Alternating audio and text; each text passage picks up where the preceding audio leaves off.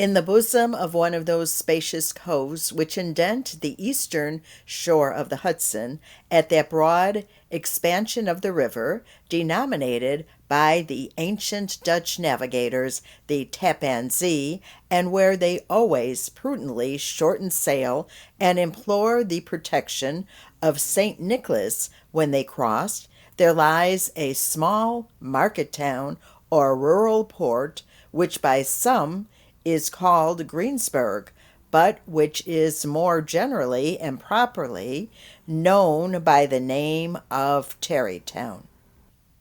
This name was given, we are told, in former days by the good housewives of the adjacent country, from the inveterate propensity of their husbands to linger about the village tavern on market days. Be that as it may, I do not vouch for the fact, but merely advert to it, for the sake of being precise and authentic.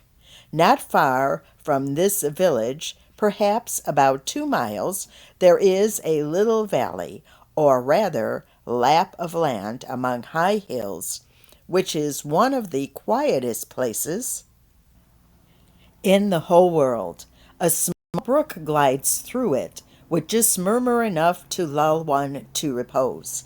and the occasional whistle of a quail or tapping of a woodpecker is almost the only sound that ever breaks in upon the uniform tranquillity.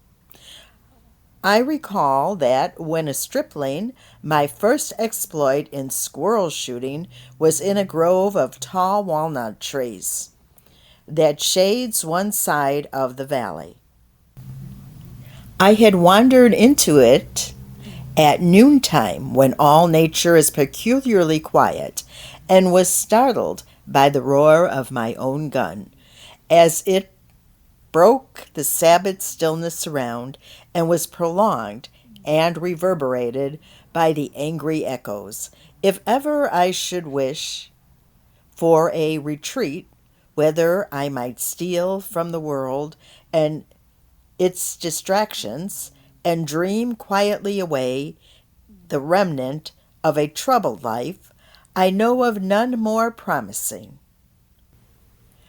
than this little valley. From the listless repose of the place and the peculiar character of its inhabitants, who are descendants from the original Dutch settlers, this sequestered glen has long been known by the name of Sleepy Hollow, and its rustic lads are called the Sleepy Hollow Boys throughout all the neighboring country. A drowsy, dreamy influence seems to hang over the land and to pervade the very atmosphere.